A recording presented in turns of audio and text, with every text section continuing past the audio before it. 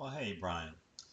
This is Alan, and wanted to give you a little um, advance tips on your writing that you're going to be doing over the next few hours, next day or so. And I am reminded of a book called Start with Why. So think about why the professor chose these two books to include in the course. There's some big reason for that, and I think we have already found probably pretty close to the primary reason in the book called Women Imagine Change, a global anthology of women's resistance from 600 BCE to the present. And I sent you a link to that. So if this is true, then let's take this title apart a little bit.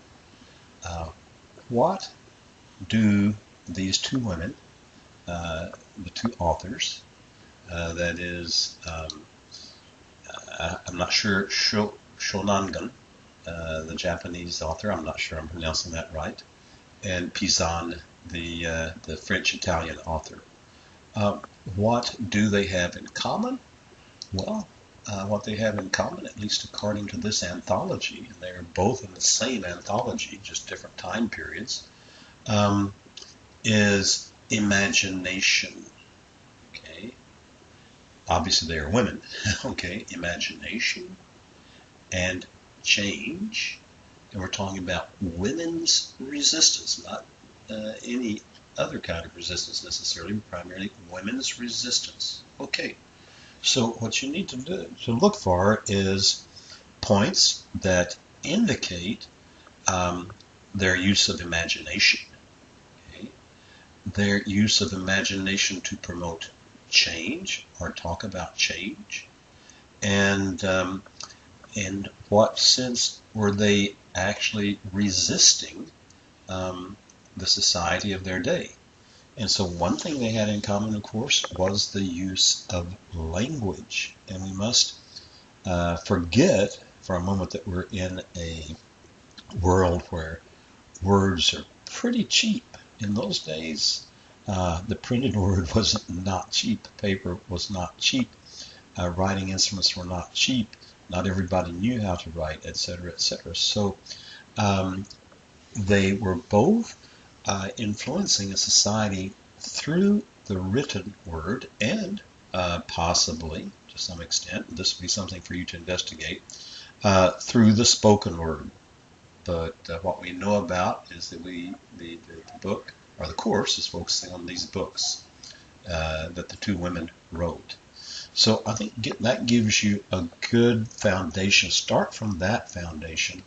I would say I was reading the beginning of what you were writing. I think you're going to need to start afresh. I would say set that all aside. Do not try to build on that, because I don't see that what you've written so far really addresses the question of start with why. Why did the professor include those books in there? And I think now we have a pretty good answer about why. And so now what you need to do is dig into both of those books and find out, okay, in what other ways were they similar, and in what ways were they different in accomplishing, point by point, their mission of changing the world they lived in through the application of their imagination and the expression of that imagination through the printed word. What genre did the different ones use? Do they, you can compare use of poetry or maybe prose. And then another factor too is we can see that with Pizan, she was writing in reaction to a specific literary work, Le Roman de la Rose, which was well known in those days among the literate. Was Shonagon.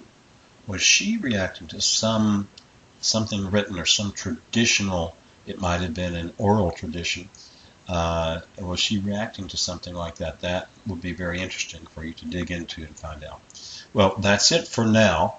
I hope that's helpful, and I'll send you a link to this. Okay, bye-bye for now.